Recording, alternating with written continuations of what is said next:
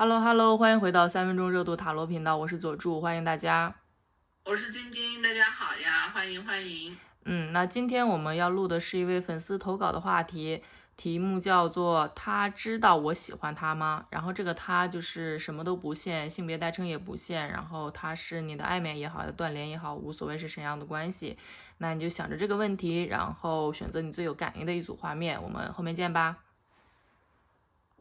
Hello Hello，欢迎选择第一组的小伙伴们，你们选到的参照牌卡是这一张，一个钥匙，再打开一个锁。然后这边已经抽好了3张塔罗牌，分别是星币国王的逆位、权杖8的逆位，还有一张圣杯6的正位。那我先来讲一下我的想法吧，我觉得可以分几种可能性。那首先第一种可能性，如果你们已经是朋友，而且是那种很久的朋友了，就是久到比如说两个人已经很熟悉彼此的那种相处的模式，如果是这样的背景下，那我觉得对方可能只是把你对他的喜欢当成一个朋友式的喜欢，因为时间太久了，他其实已经习惯了你们这种互相照顾的模式，然后以及你可能有意无意的释放出一些信号，但是对对方而言，他会觉得是说，因为拖的时间实在是太久了嘛，那他可能就会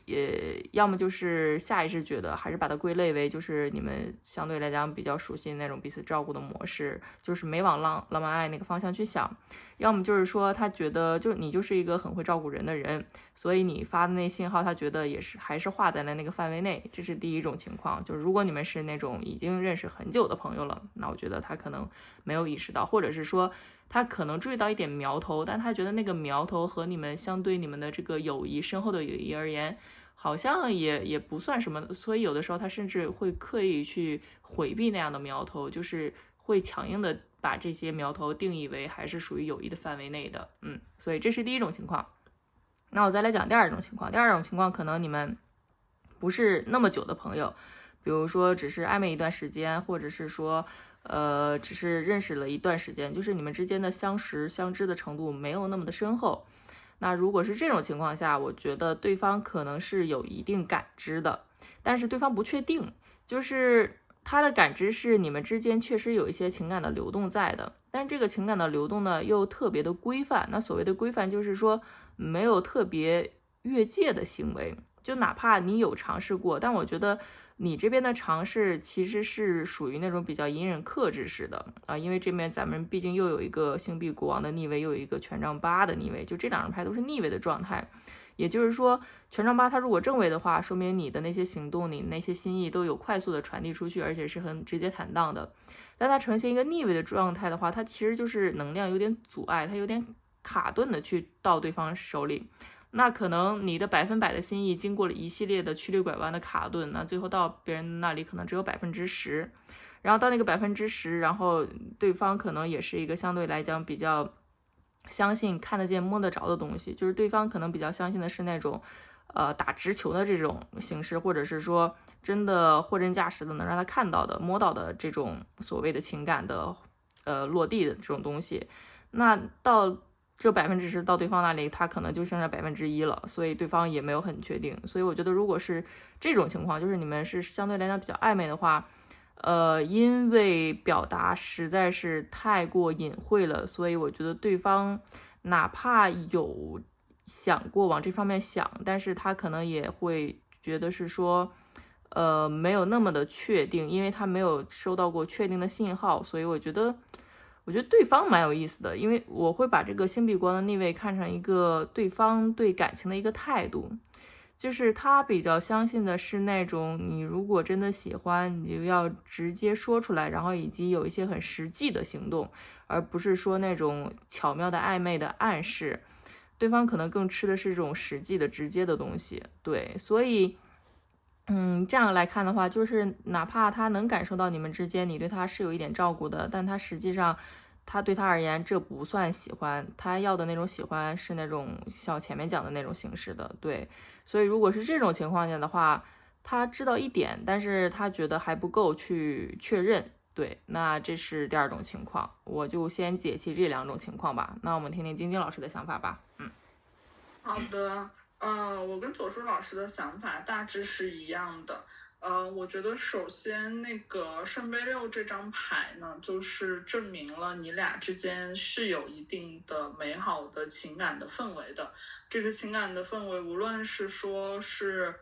初恋般的那种纯粹的，真的是浪漫爱的感情，还是就是比如说刚刚左叔老师说的这种照顾。就是有一定情谊的，这个情谊和这种氛围，就是跟你待在一起很舒服的感受他是知道的，他也是有感知的。但是呢，我觉得看前2张牌，我觉得你问的是他知不知道你喜欢他，我觉得他是不确定的，就是一言以蔽之，他是不确定的，他拿不准。一呢，的确是如左珠老师，就我非常同意他讲的第二种情况，我觉得是因为你这边的行动也好，表达也好，其实并没有很直白，所以呢，他会让他时常有点拿不准。就是比如说你的这个行为，到底是你就是一个爱照顾人的人，还是就是你只是对我这样？我觉得他是拿不准的。再加上的确有一张星币国王的逆位嘛，就是这个牌。就好像在星币国王加上圣杯六，就感觉就是一个大家长在照顾人。那你说这个照顾里面是纯粹的觉得你好我好这种呢，还是带着一种偏爱在照顾呢？我觉得他可能有点不太确定。但是我又看星币国王的逆位加上权杖8逆位，然后再加圣杯六，咱们就说这组牌对他的这种所谓的照顾吧，还是一个全方位的耶，就是又给物质，又给行动力，又给情绪价值。所以我觉得如果他是一个聪明人的话，他自己去分析这些，或者他的感知能力比较强，或者是说他的怎么说，他比较就是自恋水平是一个正常的自恋水平的话，就不是说特别自卑或者没有就特别配得感特别低的话，他应该是能够读懂你的心意的。因为就是你对一个人，就是我刚刚说的什么都给，再加上用一个本来你对外可能是一个星币国王的姿态，本身就不会表达的情况下，又给他了很多的情绪价值，然后又很鼓励这个人，我觉得他应该是能够读懂你对他的感情的。但的确就像我最开始说的那样，因为太别扭，或者是说你的表达太不顺畅了，然后行为也遮遮掩掩的，或者有一搭没一搭的，会让他可能就是也不敢往下一步想。就我因为看到这份圣杯六，我就感觉他好像只能把你的行为解读到圣杯六这个地步，因为可能你的表达和他日常所接收到的那种喜欢喜爱的情感表达可能不太一样，就是太含蓄。然后呢，他就会觉得那是不是我想多了？那可能就是他爱照顾人吧，类似于这种。所以如果你我觉得如果你想下一步的话，就这组牌的朋友可能就是更大胆直接的表达一点，就是你想的这个人应该还是，我觉得你们还是有就是下一步的可能性的。这是我对于这3张牌的一个解读。我觉得晶晶老师刚刚讲的很好的一个点是，就是因为你这边的喜欢给的很不明确，所以对方导致他也不敢去确定这份喜欢，就是哪怕对方真的感受到什么，但是他觉得如果你喜欢的话，你为什么这么隐晦呢？那你是不是不够喜欢呢？那我干脆还是不要确定就好了。我觉得是有这样的一个逻辑在的，所以就像刚刚晶晶老师讲的，看我们这组牌的朋友想要什么吧。如果你特别想让对方知道的话，那可能你这边的行动需要再直接直球一些，就打直球，让对方更加确定一点。那这边就是我们对第一组牌的解读了，希望对你们有点启发。我们下个话题再见，拜拜。拜拜。Hello，欢迎第2组的小伙伴们，你们选到的参照牌卡是一个压垮的骡子。好，然后这边帮你们选了3张塔罗牌，分别是皇帝的逆位、圣杯女皇的正位，还有一张宝剑骑士的正位，就是3个人物在这里哈。然后那我先来讲一下我的想法吧。我先说我的答案吧。我们的问题是他知道你喜欢他吗？我的答案是他是知道的。然后我来讲一下他整个的这个心路历程吧。我这边其实没有太多的根据不同的背景去分析，因为我觉得这3张牌就是整个的画面的能量流对我来说还是蛮清晰的。就是首先从宝剑骑士开始，我觉得这个人其实蛮聪明的，就是他对言语的捕捉以及对一些思维上的一些交流，他其实能够精准的捕捉到的，然后他也是擅长这件事情的，所以如果你真的喜欢他，他其实能够从你的言辞里，从你每次那种交流价值观的这些交流里，然后去捕捉到什么。那当他在你们的平时可能只是在言语中交流里已经捕捉到什么之后，他整个他不是一个完全理性脑来着，他的感性世界也很强，就他这个 sense 也很强，他会把那些话语进行一个处理，然后去用他的这种很绝的这种直觉力，这种对感情的超强的 sense 力去分析这件事情，然后他会慢慢的感知到，就是说，哦，你好像对我确实有点不一样，就是他能够感受到那些微妙的情感的流动的。所以我觉得宝剑骑士也好，圣杯女皇也好，这样的人他一定是能够感知到别人对他的喜欢的，因为他是一个很聪明的人。这种聪明不是说能做对多少道题，而是说对那些微妙的一些情绪的把握，以及隐藏在言语背后的那些动机什么的，他都能够觉察到、觉知到的。那最后呢，他其实落到了一个皇帝的逆位，我觉得这张牌才是最有意思的一张牌，在这个牌组里，它当然也是张大牌来着，所以它能量也蛮多的。就是他对你们的关系其实没有办法好好的定义，因为我们讲皇帝牌，它代表的是一种稳定的一种秩序，一种框架，但是他可能找不到一个合适的词去定义你们之间的关系。我觉得这也就是为什么你会觉得你会来看这个问题，就是你不确定嘛。那你可能已经知道了对方喜欢你，但是他为什么什么行动都没有呢？那其实就是因为这张皇帝他逆位了，就是他知道你是喜欢他的，那不管他是喜欢你的，还是他想要保持一个朋友的关系或者怎样之类的，我觉得他没有想好去怎么定义你的关系，所以他暂时是把它放在一个悬而未决的这个态度上，或者是说只是继续保持一个现状，他没有下一步的推进，也没有后退一步，因为他自己就是一个模糊的状态，他不知道要怎么去定义。而且我觉得这个皇帝他本身他应该是一个主导者嘛，他应该是说去引导这段关系走向一个怎样的地步，那就是因为他自己这边他也不知道到底应该怎么做了，所以他就是暂时把它就是悬放在空中这个样子。对，所以我觉得问题还是蛮清楚的，就是他确实是知道你是喜欢他的，但是下一步什么之类的，我觉得可能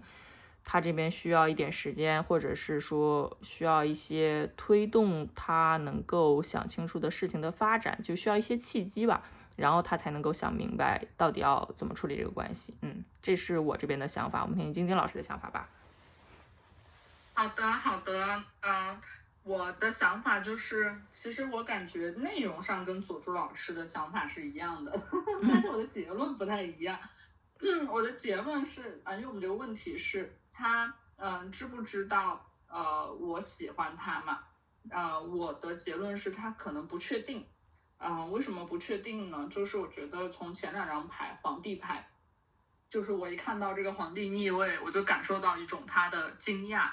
就是因为中间是，因为我的解牌可能跟佐助老师不太一样啊，就是中间那张是圣杯女皇嘛，我觉得他能感受到什么呢？他能感受到你对他的温柔、包容，或者是说你给他提供的一种让他觉得很舒适的感觉。当然，我觉得来看这组牌的人，你可能会心想我没有啊，但是可能反正你们俩在互动的时候，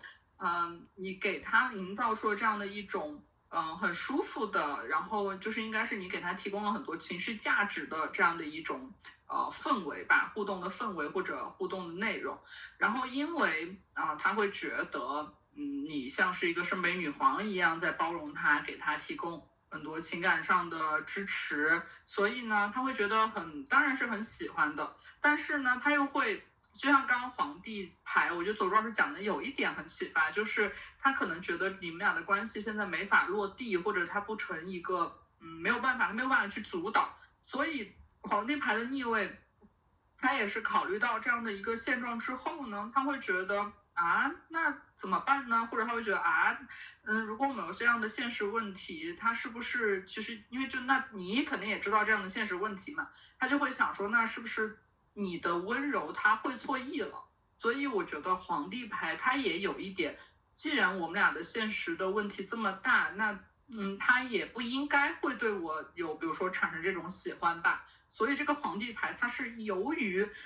他没有办法去主动或没有办法去行动，所以导致了他也会有一点不确定。然后呢，最后这张宝剑骑士呢，我觉得有一点是因为他其实不确定你到底对他是什么样的感情，所以他其实有一点想通过一些密集的聊天或者沟通或者交流来确定这件事情。这是我对于这3张，就是因为其实我们看到有点像3张人物牌的一个感受，我觉得也是它的一个能量吧。就是首先因为中间的，因为皇帝是唯一的大牌嘛，那它肯定是一个能量的主体。那其实我觉得可以是通过你们俩的交流啊、沟通啊、聊天中，他会觉得你好像跟他挺聊得来你们也说得到一起，然后你又是一个很温柔的人，就是有一点，其实圣杯女皇其实我觉得是有一点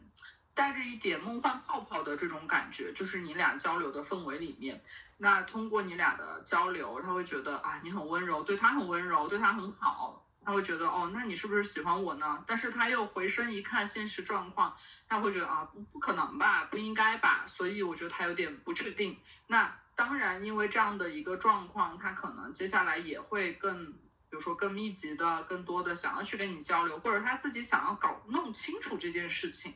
对，这可能是我这边的一个看法。好的，那我们就提供这2种可能性供大家参考，然后我们第2组牌就解到这里，希望对你们有启发，我们下个话题再见了，拜拜。拜拜。Hello， 欢迎第3组的小伙伴们，你们选到的参照牌卡是这一张，然后这边已经帮你们抽好了3张塔罗牌，分别是战车，然后吊人的逆位，还有张隐士，3张大牌。那让我们先请晶晶老师讲一下他的想法吧。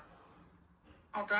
我要跟第3组的朋友说一个预警就是我可能要说一个爆言，这个爆言呢，我就是揣度了一下，如果大家听到的话，可能会不是特别的开心，但是我还是要说了，就是如果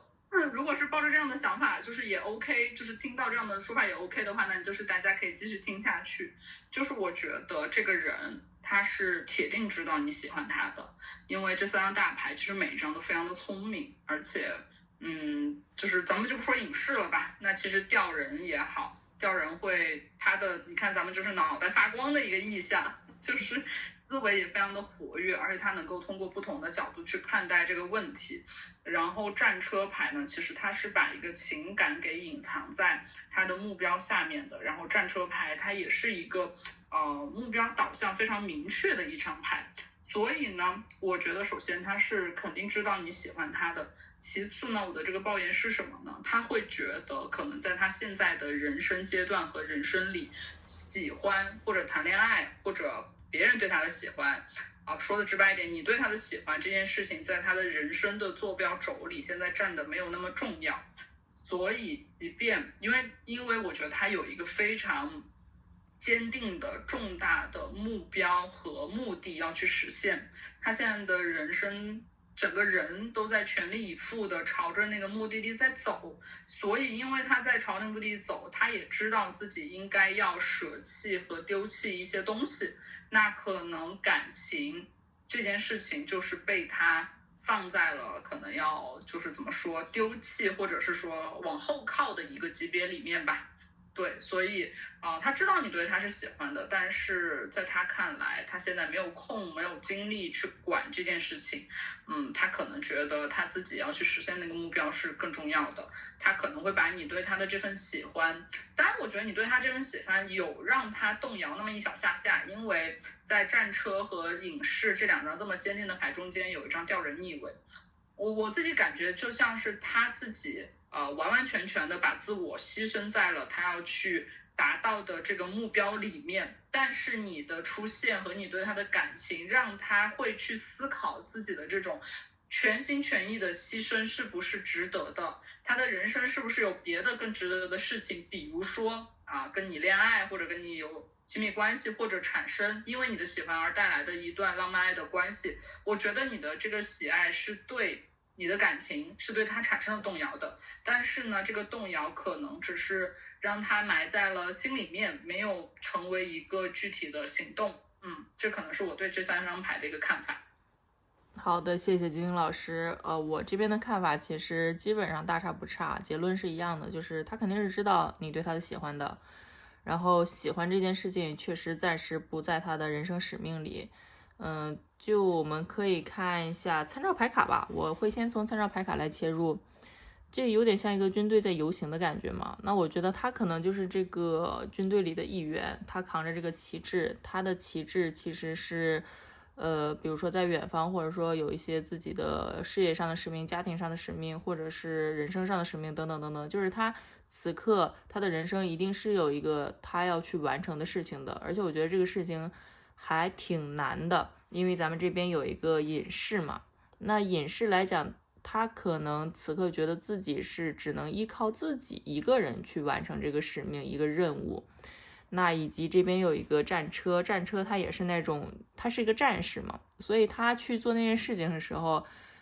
他觉得自己就是要一个人，然后用尽全身的力量，像一个战士一样奔赴战场去取得一个胜利，去完成自己的使命。所以他此刻就是处于这样的一个人生阶段。那喜欢对他而言，他就是没有多余的精力去注意或者是去想这件事情，他需要把自己完全投放在自己的人生目标上。然后以及这边还有一个吊人的逆位，我觉得吊人的逆位其实甚至有一种就是我觉得他有的时候也会想说这个使命对他来讲是一个枷锁，但是他又觉得是说没有办法，就是没有办法，或者是说他觉得只有自己完成了这个使命，自己才能够从此刻他并不满意的人生泥潭里挣扎出来，所以他迫切的想要完成这个使命。那我们可以看到，当一个人处于这样一个阶段，他对自己的现状并不满意，他对自己的未来有很大的一个目标，然后有很大的热情要去改变自己的处境，他整个人，我甚至觉得有点像一个蜕变期这种感觉，就是他的人生正来到他的很重要的转折期。那么这些情情爱爱对他而言，可能确实是暂时入不了他的法眼。但我想说的是，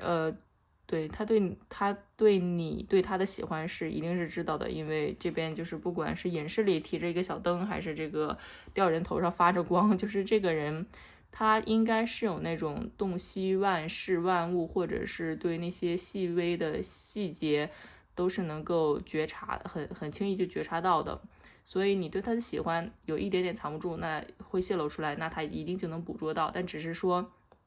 他的心思确实不在这上面，他的人生确实在经历一个很重要的一个阶段。可能你对他而言，是一个人生里比较美好的过客的存在吧。因为我又在看这个战车牌，我会有一个感觉，就是是不是你们两个就是本来是在同一个地方的，但是他即将离开，会不会有这样的情况？那如果有这个情况的话，他就更不可能把心思放在你对他的喜欢这件事情上了，因为他也要从那个实际的状况来考虑嘛。他既然都要背井离乡的去追寻自己的目标吧，那个家乡的人事物，他可能只是想要把它留在过去的回忆里就好了。然后以及